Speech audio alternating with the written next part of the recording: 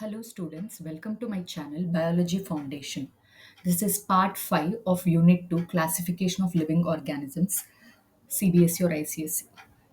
So in the last 4 lectures, we have in detail discussed about classification of living organisms. We have talked about natural system of classification and artificial system of classification, how plants and animals are classified under both the systems. We even discussed about nomenclature, right? So we have completed the topic. So in today's video, we'll summarize what we have learned in this unit and try to solve few MCQs, fill in the blanks, match the following, choose the correct answers. Okay. So firstly, according to the artificial system of classification, under the artificial system of classification, plants are classified based on their size and form as herbs, shrubs, and trees. If you remember, right?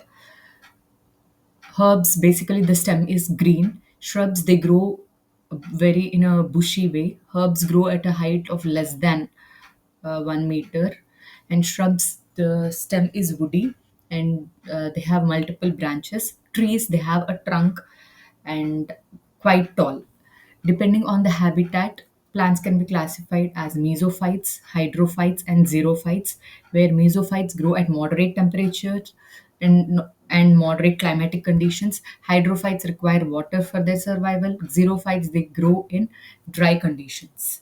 Depending on the time taken to complete their life cycle, again, plants are classified as annuals, biennials, and perennials. Annuals are the plants which complete their life cycle within an year. Biennials are those plants which complete their life cycle in 2 years, where the first year they grow and store food, and in the next year they flower. That means they grow, they utilize the food to produce flowers and seeds, and finally they die. Perennials, they grow for more than 2 years, like 3 to around 2000 years, depending on the plant species. Okay. Depending on nutrition, again, plants can be classified into autotrophs, heterotrophs. Autotrophs are those plants which have chlorophyll in them, hence they are also called as green plants. Heterotrophs are the non-green plants which do not have the chlorophyll pigment. Heterotrophs are again classified as saprophytes and parasites. Saprophytes, they feed on dead and decaying organic matter, while parasites, they depend, or basically they utilize nutrients from other plants, and that plant which gives nutrients to the parasites, they are referred to as host, right? So that is about artificial system of classification in plants, where artificial system is here classification is based on habit, the general behavior of plants, habitat, that is the place they live in, and based on certain observable traits in plants. Now, plants are also classified according to the natural system, or it is also known as hierarchical system of classification. Under this system, the plants are kept under the kingdom Plantae, and they are placed under the division.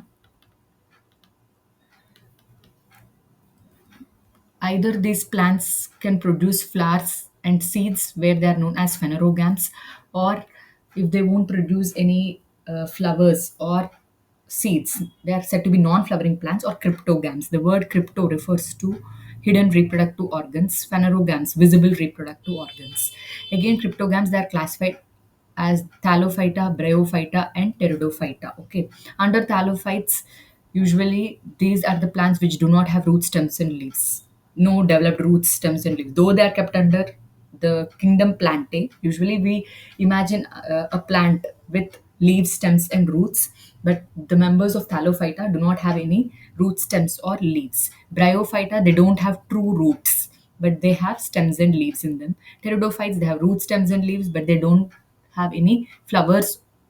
Hence, the reproductive organs are not spores, sorry, not seeds. Instead, they produce spores, and spore-bearing structures are known as sori in pteridophytes. Okay, the structures, like for example, if you consider this is the leaf of a pteridophyte, on the lower side, lower surface, this is the upper surface of the leaf, and you have the lower surface. On the lower surface of the leaf, you find certain sac-like structures. They are known as sori.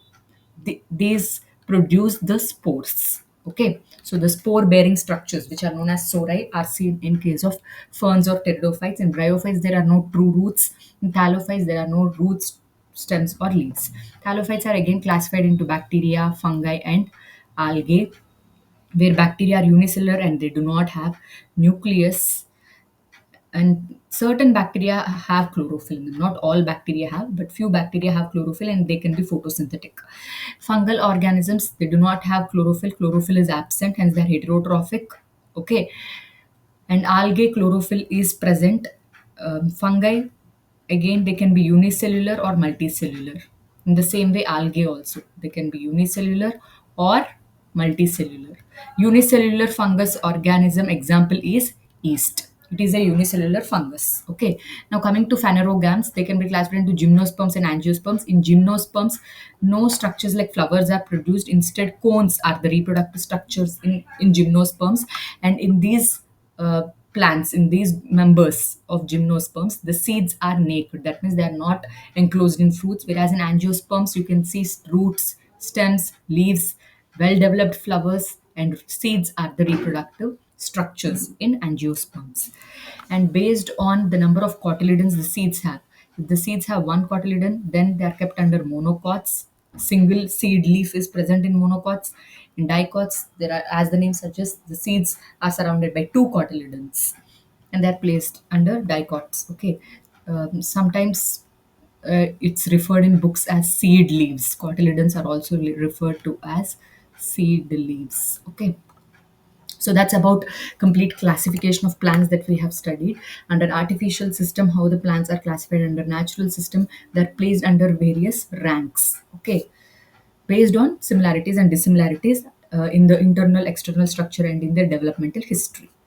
Now coming to animals. Animals are placed in the kingdom Animalia, and not again, though all the animals are placed under the kingdom Animalia, again they are kept in two separate groups based on whether they have a backbone or absence of vertebral column, which is also known as backbone. Okay, now basically vertebrates, they have a backbone. Invertebrates lack a backbone. Vertebrates internal skeleton is present. Invertebrates no internal skeleton. Vertebrates tail is present, not seen in all the vertebrates, but most of the vertebrates tail is seen. Invertebrates tail is absent. And we have already discussed vertebrates have two pairs of limbs. Invertebrates three or more pairs of limbs. And these invertebrates are again classified into various phyla. Nine phyla we have discussed: Porifera, Protozoa, Porifera, Nidaria, Platyhelminthes, Nemathelminthes, Annelida, Arthropoda, Mollusca, and Echinodermata. Where Porifera, these organisms or members of this group are also called as porous animals because they have pores on their surface. Nidarians are nothing but your coelenterata. Okay, coelenterata commonly are called as nidarians, where these organisms have bag or sac-like structure. The body is sac-like or bag-like in shape. Nemathelminthes are basically your roundworms. Platyhelminthes, flatworms, Annelida are said to be segmented worms. These are segmented with bilateral symmetry. They show bilateral symmetry. That is, only these organisms can be cut into two equal halves under a single plane. Arthropoda, commonly known as insects, because they have jointed legs. Uh, Characteristic of arthropoda is presence of jointed legs. Mollusks, these are shelled animals. They show shell, either it can be present externally or internally. Echinoderms are said to be spiny skinned animals because they have spines on their surface, right? This is how invertebrates are kept under nine phyla. Okay, and vertebrates, they are all placed in a single phylum, that is Chordata, but they are placed under five separate classes. That is, Pisces includes fish, not all fish, but most of the fish belong to Pisces. Next, you have amphibia, where these organisms live both on land and water. Reptilia, aves, basically your birds, and mammals. Under mammals, uh, you can give examples of even whales and dolphins. Though whales and dolphins, we might think they belong to Pisces. No, they actually belong to the uh, class Mammalia. And one more characteristic feature about Mammalia class is all members of Mammalia are viviparous except duck-billed platypus. Duck-billed platypus is the only mammal which lays eggs, right? So, uh, these are the summary points uh, of the four lectures that we had discussed of this unit 2. So let's go through these points quickly and then start solving the questions. Grouping of organisms according to certain specific common characteristics is only known as classification. Classification helps in studying living organisms in a systematic way. It helps the process of studying an organism easy. Okay, it also helps us in identifying and grouping organisms and establishing evolutionary linkages. Evolutionary linkages means which organism is closer to whom. Like, if you remember in my part 1 or part 2 video, we know that cats, tigers and lions belong to the same family, but they all belong to same family. Cats belong to different genus, while tigers and lions belong to same genus. So that's the reason tigers and lions are more closer compared to cats. Though cats, tigers, and lions belong to the same family, all three belong to the same family, Felidae. Okay, but cats belong to different genus compared to tigers and lions. Hence, tigers and lions are closely related when compared to tiger and a cat or a lion and a cat. Okay, so it helps us to know this evolutionary linkage. What is taxonomy? It's the branch of biology that deals with the identification. Nomenclature is nothing but naming and classification of an organism. All living organisms are divided into five kingdoms. Who has done this? R.H. Whitaker. Okay. First, organisms were divided only under two kingdoms by Aristotle as plants and animals. Later, the modern classification of five kingdoms is Monera, Protista, Fungi, Plantae, and Animalia. Kingdom is the largest unit of classification, followed by phylum. Do you remember? I told you a sentence that is king with king. The king plays with clever officers for great success, right? In order to for you to easily remember: kingdom, phylum, class, order, family, genus, species. That's the order. Okay, species is the smallest unit of classification. What are species? They are group of individuals which resemble each other very closely and have similar types of body parts. They can reproduce among themselves, they can breed among themselves. That's the important point among species. And Carolus Linnaeus or Carl Linnaeus, he is considered to be the father of taxonomy or classification of living beings. He proposed the binomial system of nomenclature where each organism has two parts. The first part indicates the genus, generic name, which begins with a capital letter, like Homo sapiens. The first letter begins with a capital letter, it indicates the genus, and the next word, sapiens, represents the species name and it begins with a small letter, and they must be underlined separately.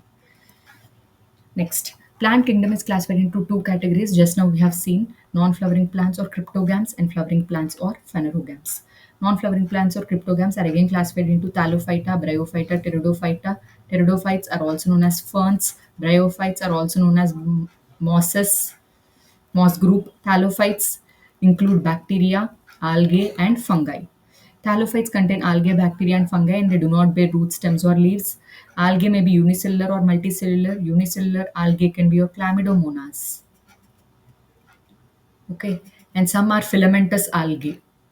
Example of filamentous algae is Pyrogyra. It has spiral shaped chloroplast. Chlamydomonas has cup shaped chloroplast.